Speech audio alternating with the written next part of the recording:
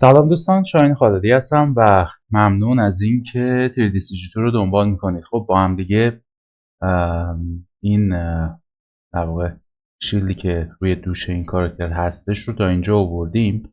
جزئیات خیلی کمی مونده. اونم چیه؟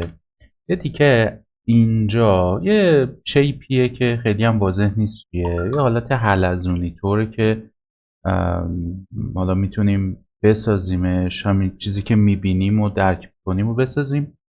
و بعد از اون این در واقع باید به یه نحوی به این بدن وصل بشه که طبیعتاً باید مثلا یه بند چرمی چیزی داشته باشه، اینجا یه گیره‌ای داشته باشه که دور این بازو بچرخه و حالا بگی بخوام بکشمش یه چیزی باید زیر این بازوه بچرخه. از یه طرف هم باید یه چیزی باشه مثلا از اینجا بیاد و بره بالا، یه همچین چیزی که بتونه اینو مهارش بکنه، مضافاً برای اینکه حالا بتونه باش ریتم حرکتی هم داشته باشه و کارم بتونه بکنه. فقط یه نکته که مهمه اینه که توی این ویدیو میخوام کار کردن با آلفا مپا برای ایجاد کردن جزئیات روی کار رو بهتون یاد بدم، چون از اینجا به بعد دیگه خیلی قراره از این استفاده بکنیم. حالا آلفا مپ چیه و چی کار میکنه، بریم شروع کنیم. تو دل کار براتون توضیح میدم. خب چیزی که اینجا داره بهمون نشون میده انگار یه دوتا دایره مانندن که یه لبه تیزی، نوک تیزی ازشون در اومده. خیلی واضح نیست چی به چیه، باید یه چیزی خودمون بسازیم. پس خیلی قیافه شبیه تورس میمونه که اینجا این تورسه رو میندازم، بعد یه مقدار لبهاش تیزه پس بهتره که سگمنتاشو کمتر کنیم.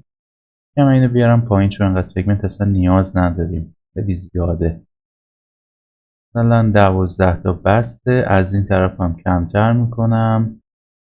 همچین چیزایی میتونه اوکی باشه.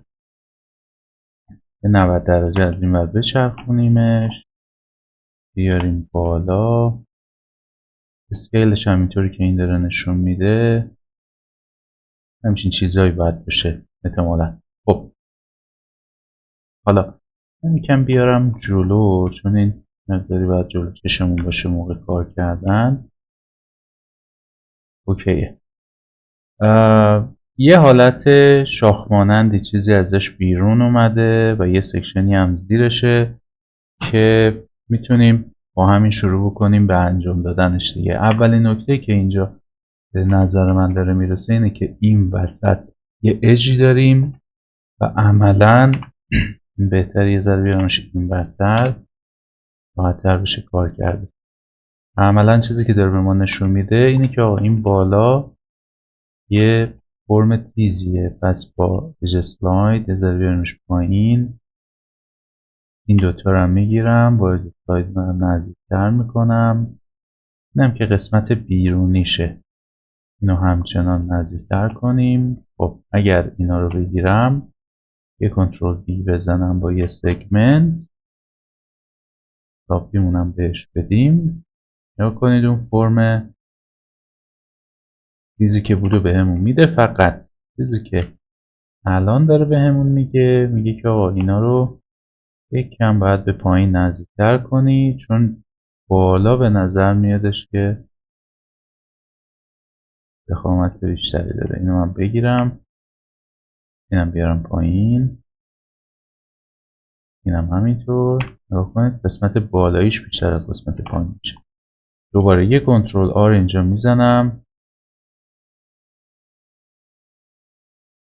اینم بگیریم، یه نمه بیارمش بیرون که یکم توپلتر به نظر برسه. خب حرکت بعدی که باید انجام بدیم که بهتر بود همون اول روش دقت میکردیم، این دایره از داخل یه ذره قطرش کمتره. دایره که ما درست کردیم قطرش زیاده، پس من همه اینا رو میگیرم میام تو اسکیل، اینا رو اسکیل به داخل میکنم همچین حالت. خب اینجوری هم که میشه به خاطر اینکه اجا یه ذره من بیارم بیرون ناشش. ببینید اجا رو هم اوورلپ که میشه اون اتفاقه روی این کارا میفته. اینم بیارمش بیرون‌تر. اینم من سالبش کنم در واقع.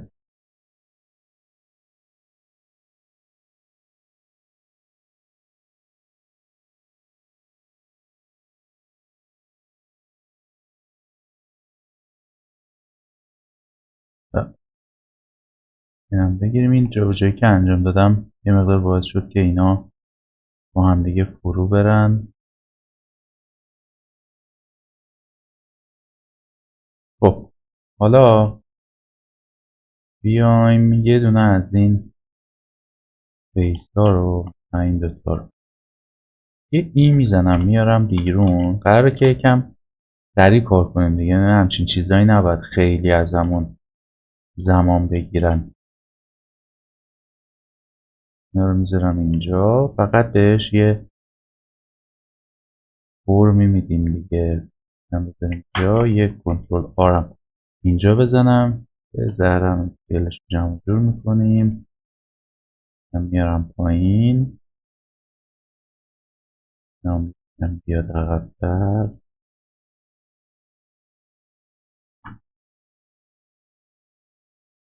ببینید پس اون فرما رو با این سیستم میتونیم بگیریم و ایجاد بکنیم. یه اج اینجا بذاریم این وسط ها. بعد بیام سراغ، بریم اجا، نایف رو بگیرم، این اجا رو به هم وصل کنم و حالا برای اینکه اون لبه رو تیز بکنیم اینا رو به هم نزدیک میکنم و یه کنترل بی هم اینجا میندازم که یه خط تیزی به همون بده. البته قبلش کم این ورتکس عقبه، این باید بیاد جلو.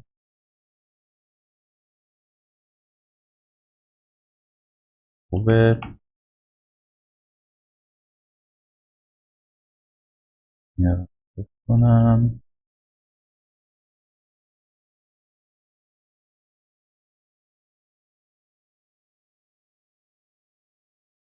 آها اینجا یه جای کار میلنگه، پس اینه. این اجا از این طرف لوپ شدن، این اضافه است. اینو پس بگیرم حالا اینه.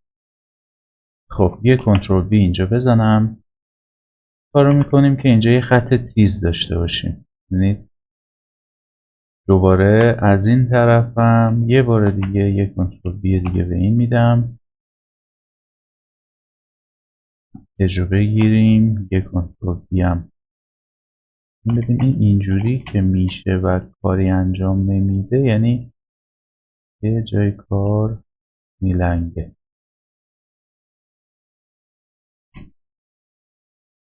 آره اجا از رو همدیگه دارن عبور میکنن. این اسکیلی که کردیم باعث مشکلات شد.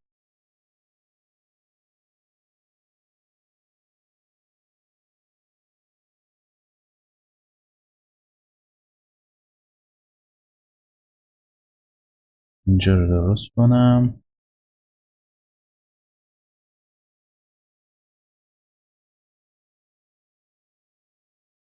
اگه اینو خاموشش کنیم باید تکلیف این پیجه معلوم بشه.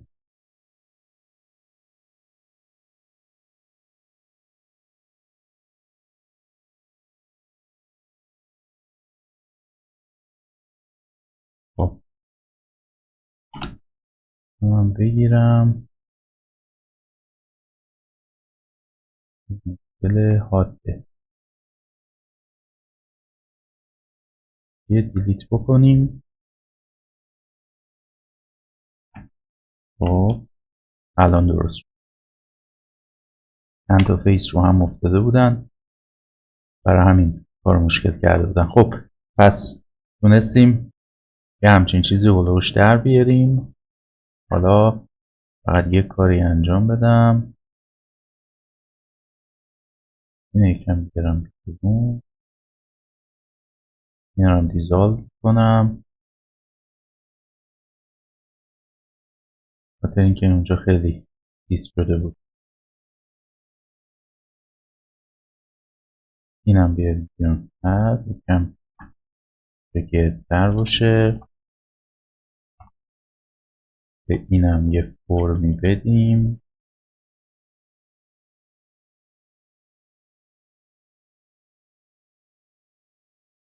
خوبه.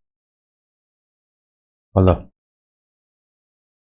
با شیفت و دی یه داپلیکیت از این میگیرم، سایزش رو بزرگتر کردم، بیایم اینجا یه ذره میچرخونمش،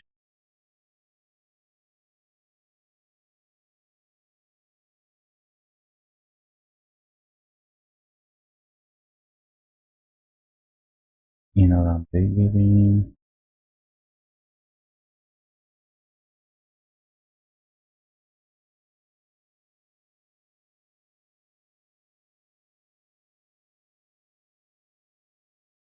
خوبه.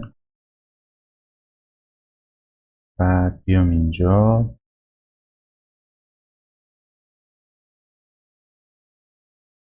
این پیس هم سلکت، یه دونه اکسترود دیگه، همون حرکت رو باید انجام بدیم دیگه.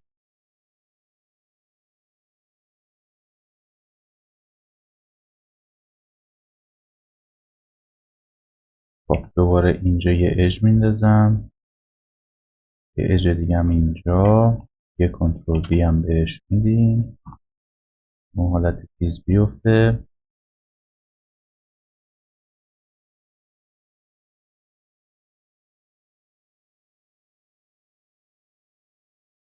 هم قدشون رو کوتاه کنیم.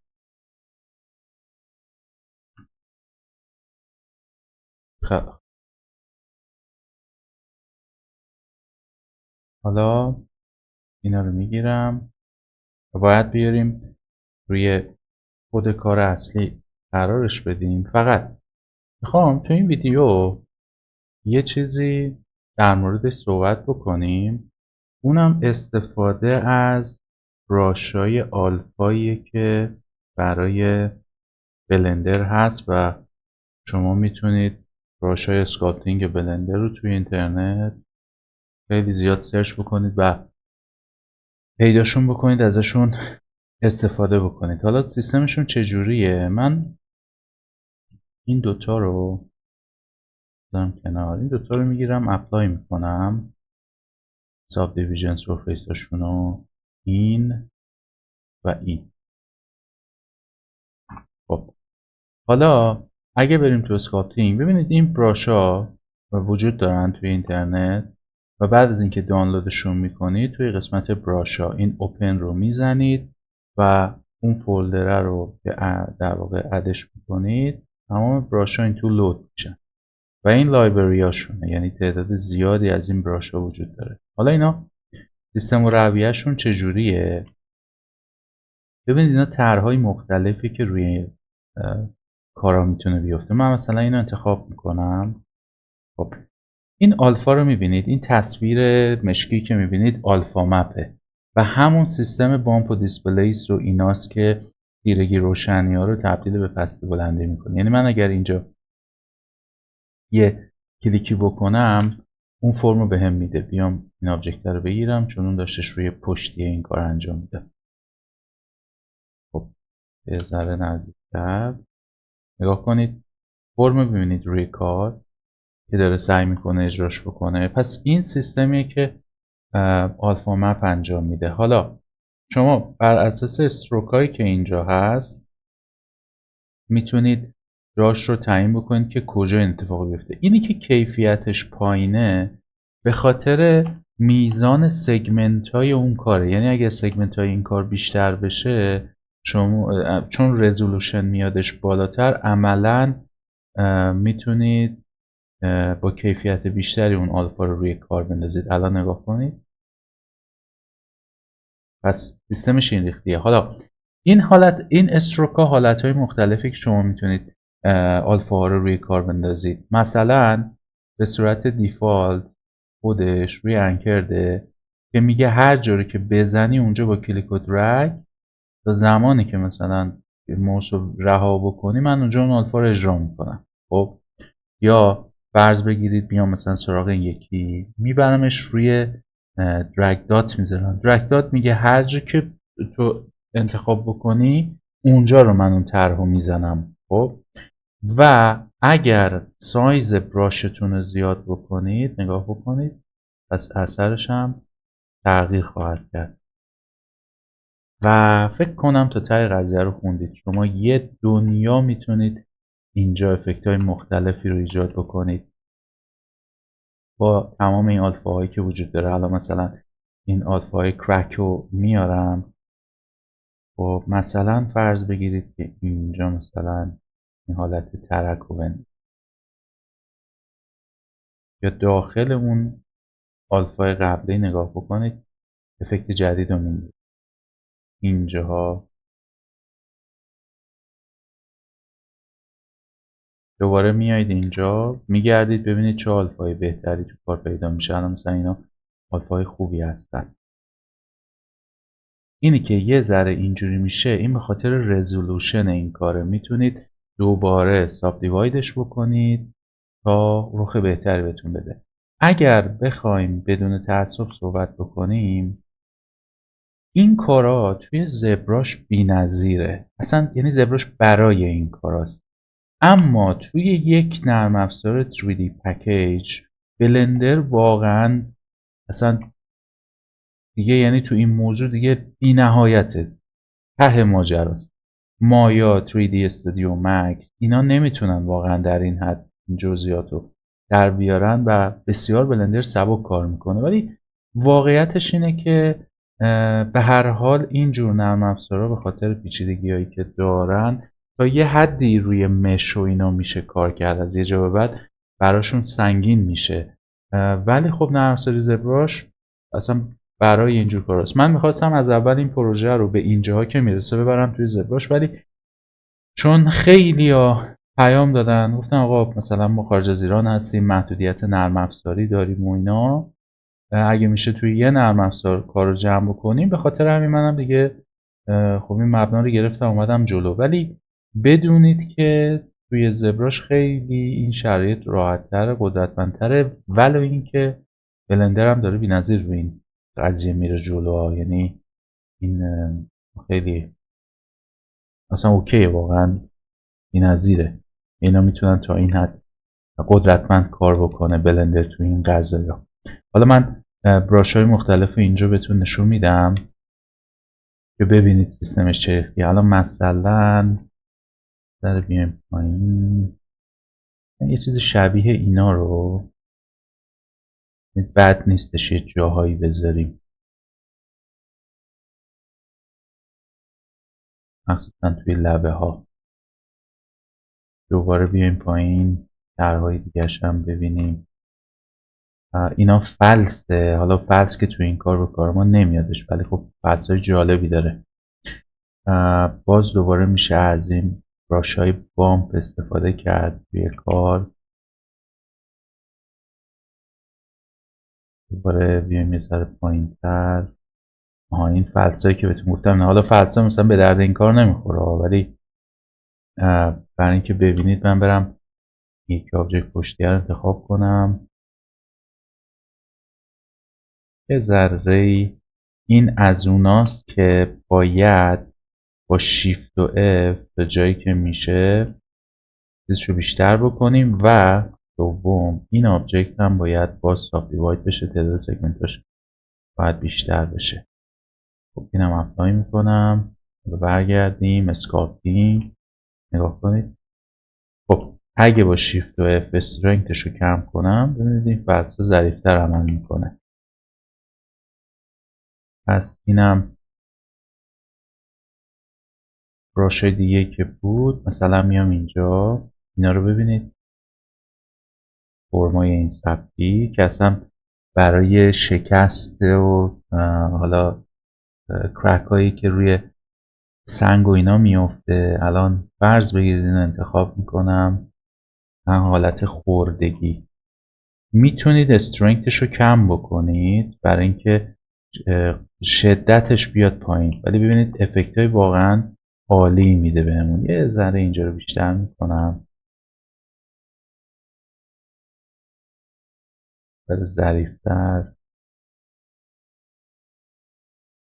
خب دوباره مثلا میام سراغ این یکی، یه ذره براش سایزمو بزرگتر کنم. پس این حالت خوردگی هایی که روی کار میتونه بیفته. اینا رو هم این پشت میذارم. اینا برای چین چروک لباسه توی اسکالپینگ که واقعا کار بی‌نظیری انجام میده. حالا بعدا یه آموزشی تو اون فضا هم دارم. یه سری گروم هیر داره به صورت دیفالت که میتونید باهاش مو رو اسکالپ بکنید. اینا بی‌نظیرن. و میگم شما اینا رو میتونید توی اینترنت سرچ بکنید. براشای چیز رو براشای بلندر رو ازشون استفاده کنید. الان مثلا این پکی که من استفاده میکنم نزدیک به 4 گیگابایته، یعنی حجم بسیار زیادی داره، ولی هستن با حجمای پایین تر. من حالا سریع رد میشم که فقط ببینید اینا مثلا وصل پارچه هست که میزنن، یا مثلا حالت استیچ یا بخیه که روی پوست میخوایم انجام بدیم، یا اسکرچ هایی که روی پوست میفته، طرحی که مثلا انتهای الوارای چوب میذارن، افکت هایی که رو چوب هستش. اینا افکت های استایلایز چوب هست، توی کار استایلایز استفاده میشه، خیلی هم باحال و جذابن. پس اینا رو حالا من همه رو سعی کردم این نشون بدم، آرشیوشون رو ببینید چجوریه، ولی بسته به کار باید تشخیص بدید که کدوم یکی از این براش ها به درد کارتون میخوره و با نگاه کردن تصویر این الگو رو بهتون میده. مثلا وقتی تصویرهای زیادی رو نگاه بکنید متوجه میشید که از چه براش‌های بیشتر باید استفاده بشه. حالا ما اینجا برای اینکه کار جمعش بکنیم من یه چند تا از این حالتهای برک اینجا میذارم. دقیقا همینجا. بعد میام بالاتر میریم سراغ اینا که یه حالت خوردگی روی کار میندازه.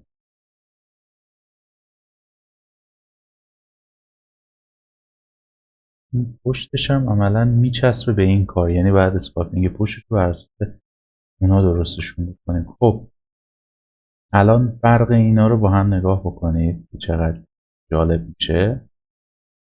پس اینو دیگه وقتشه که جانمایی کنیم. من نمیذارم جا یه ذره این رو به زاویه بدیم. حول محور زدا اینو بچرخونم.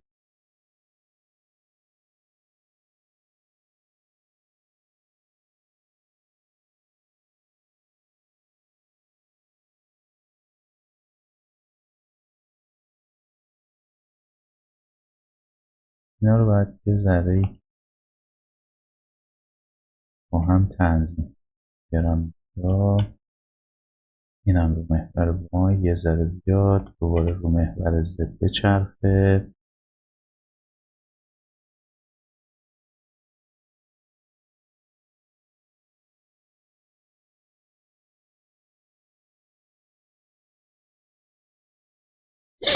خب اون طرفش که اوکیه، میام سراغ سکالپینگ، بریم سراغ گراب.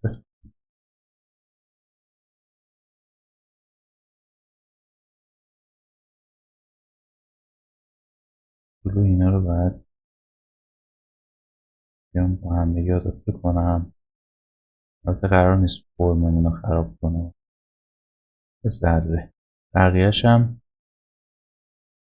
با پایینیه. اینو میگیرم میام سراغ سکالپینگ و اینجا رو یه ذره اسکالپ کنیم.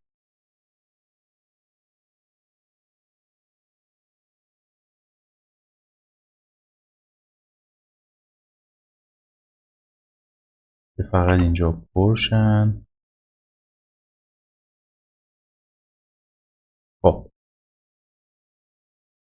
حالا برمیگردم توی لایات، یه دونه مادیفایر ساب دیویژن سرفیس به همون قسمت زیری هم میدم، بخاطر اینکه رزولوشنش باید بیاد بالاتر که بشه روش کار کرد.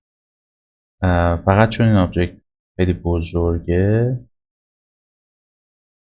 و قبلا سگمنت های زیادی داشته، یه ذره ای توی این قضیه برای سنگینه، ولی اپلای که میشه دیگه اوکیه، مشکلی باهاش نداریم. الان نگاه بکنید تراکم مشش انقدره. خب چرا این کاری کردم؟ به خاطر اینکه میخوام بیام تو اسکالپ و از این براشایی که الان استفاده میکردیم اینم استفاده بکنم. نگاه بکنید. خب وقتی که اینطوری میشه یه مقداری استرنگت دستور رو کم بکنید.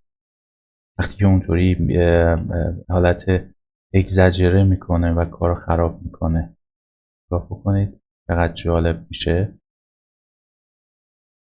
یعنی خیلی سریع میتونید این افکت ها رو روی کار بندازید. واقعا کارو میاره بالا.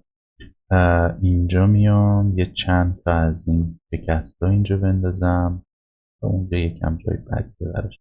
اینو میگم ببینید وقتی خیلی اگزاجره میشه با شیفت و اف استرنگتش رو یکم مدیریت کنید دیگه، یه حدی معقول باشه. اینجا یه دونه شکست بندازم. اینم از این.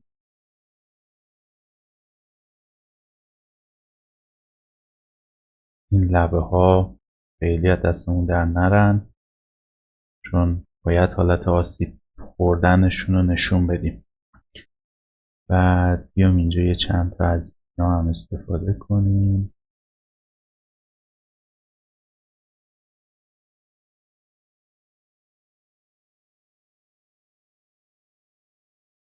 خب موقعی که اسکات میکردم این لبه های تیز رو میگفتم که خیلی سخت نگیرید، بعدا درستش میکنیم. منظورم از بعدا دقیقا همین بود. استفاده از این آلفا مپ ها خیلی کارتون رو راحت میکنه و کیفیت اصلا یهویی میاره بالاتره، طبیعی‌تر و طبیعی‌تر میشه. خب بریم سراغ خود اسکلته. کنم این سگمنتاش، آره این سگمنتاش کافیه. دوباره برمیگردم اینجا. قبل از هر چیزی این حالتهای ترک رو روی کار بندازید، خیلی تأثیر گذاره.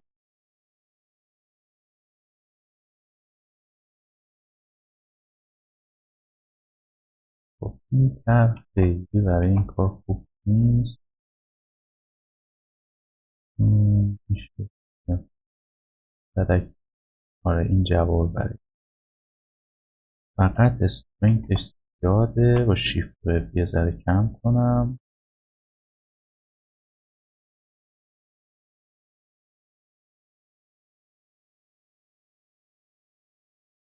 دقیقا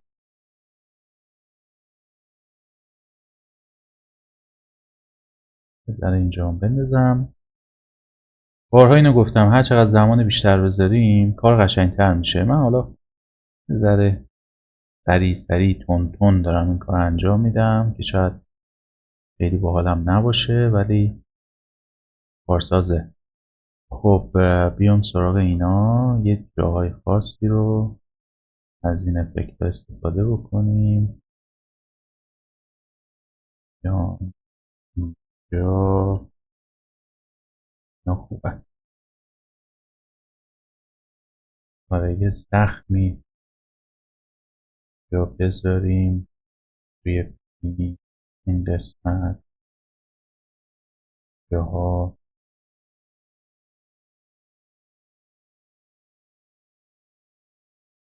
عالی شد.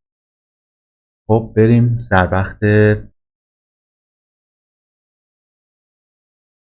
اینجا هم بیام.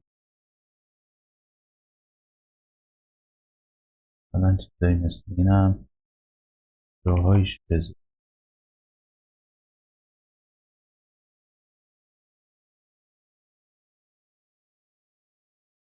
دندونا رو، یعنی لبه هاش رو کنیم خط و خش بندازیم. حالت خوردگی و ضربه روی لثه ها یادمون نره. خب میام سراغ دندونای نیشی که درست کرده بودیم. این براش براش عالیه، فقط اینا هم چیز میخوان، اینا هم مودیفایر میخوان که یه ذره‌ای رزولوشنش بیاد بالاتر. برمیگردم سراغ سکالپینگ.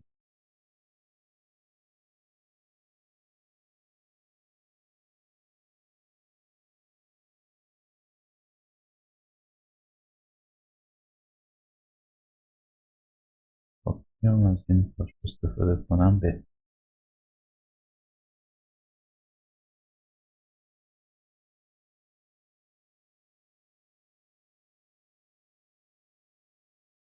عالیم.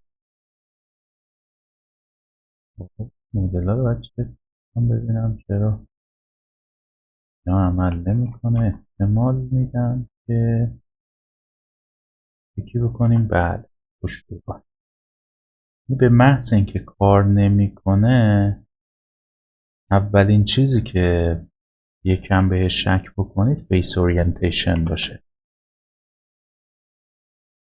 الان درست. خب بیام سراغ اسکالپینگ. ببینید الان داره دیگه نشون. خب برمیگردم سراغ اینا. یه ذره با شیفت و اف اینو دستش کمتر کنم.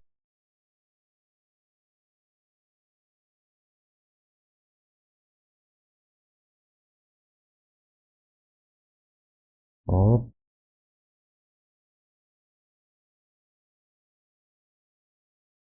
اوکی. پس عملا خیلی فرق کرد قضیه دیگه. پس ما تارگتمون رو زدیم که قرار بود از چیز استفاده بکنیم، از آلفا مپامون، برای اینکه کاری طبیعی تر بشه. خب یه شیفت دی میزنم، کنترل ام، محور وای، محور ایکس روز میخوام جی روی محور ایکس ها میارم این ور میذارم. فقط یه چیز یادم رفت درست کنم. آره بذارید پشتشو بعد یه چند تا براش میزدیم که یادم رفتش، چون دید داره دیگه به حال مجبوریم. از همین حالتهای ترک و اینا استفاده بکنیم. هم جوابه هم که ذره‌ای فقط حالت داشته باشه.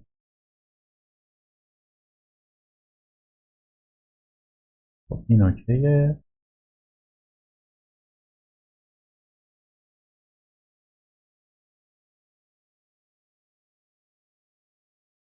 اینجا هم بزنم.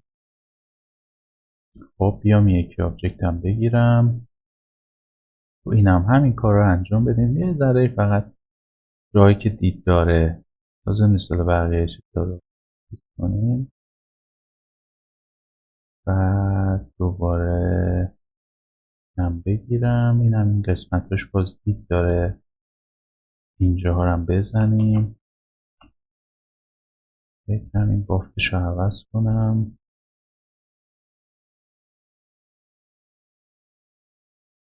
به خاطر تعداد سگمنتاشه. ببین از این بیشتر دیگه خطرناکه با بلندر سر کله زدن، ولی تو زبراش ما میتونیم بیشتر از اینا چیز کنیم و بعد خیلی سریع هم دسیمیت میکنه و کار جمع میشه. این هم دسیمیشن داره ولی داره چیز دیگه ذره سخت سنگینن، چون این بنده خدا مال این کار نیست آخه، اصلا استفادهش این نیستش. پس این چالش ها براش پیش میاد.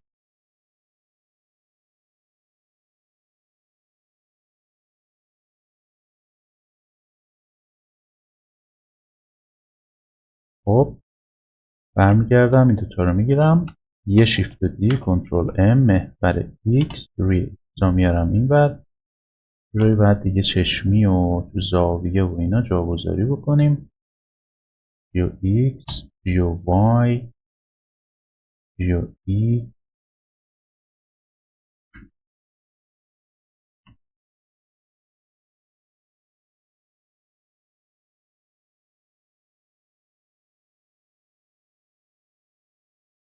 در دیگه بیاد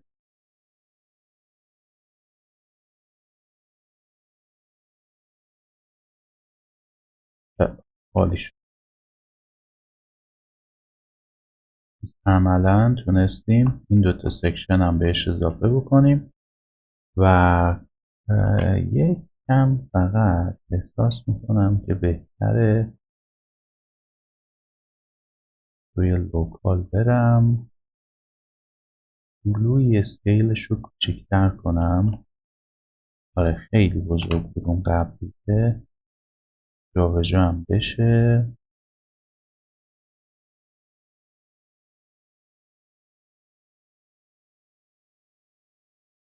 اینم اسکیل کنم، بیاریم اینجا. خیلی خوب، عالی شد. حالا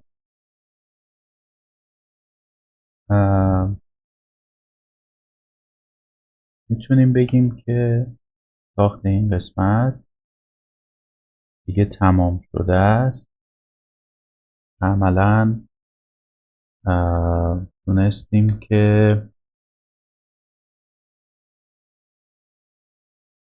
کارو بسازیم و این قسمت اسکالپینگش رو تموم بکنیم. دیگه از اینجا به بعد میشه بقیه جزئیات، همونطور که بهتون گفتم یه کمربندایی که اینا رو بدن نگه میدارن، ولی من ترجیحم اینه که ببینید این کمربندا به هم متصلن، یه چیزی عین زره میمونن. خب پس بهتره که یه سری قطعه ها رو بسازیم، بعداً بیایم اینا رو به هم دیگه متصل کنیم. حالا مثلا نگاه بکنید این چیزی که رو ساعدش بسته شده، این تکلیفش معلومه، یه چیزی که داخل ساعد میره و گیر میکنه یا کمر گیر میکنه. اما قسمت بالا ببینید چیزایی که اینجا گذاشته، یعنی خودمون یه منطقی باید درست بکنیم که اینا رو به هم متصل بکنیم. پس این یه ذره میتونه برای خودش کار داشته باشه، برای جزئیات بیشتر باید کار بکنیم به اینجاهاش در بیادش. من معمولا همیشه دیدید که توصیهم اینه که قسمتایی که میفهمیمش درکش میکنیم و بسازیم، این قسمتایی که یکم پیچیدگی دارن رو بذاریم روی مراحل آخر درستشون بکنیم. پس برای اینکه خسته نشید و تایم جلسمون هم از این که هستش طولانی تر نشه، من اینجا این جلسه‌مون، این ویدیومون رو تمام میکنم. امیدوارم که براتون مفید بوده باشه، براشای بلندر و قدرتش براتون جذاب بوده باشه و ازش حتما تو کاراتون استفاده کنید. و ما تو این پروژه حالا استفاده خواهیم کرد. همین رگ و پی و زخم بدن و اینجور چیزایی که بهتون گفته بودم و حالا شاید بالای 80% رو با همین براشا درست میکنیم و بعد خودتون بیفور افترش رو چک کنید که ببینید چقدر سریع کیفیت کار به چه شدتی میاد بالا و کار خیلی حرفه‌ای‌تر به نظر میرسه.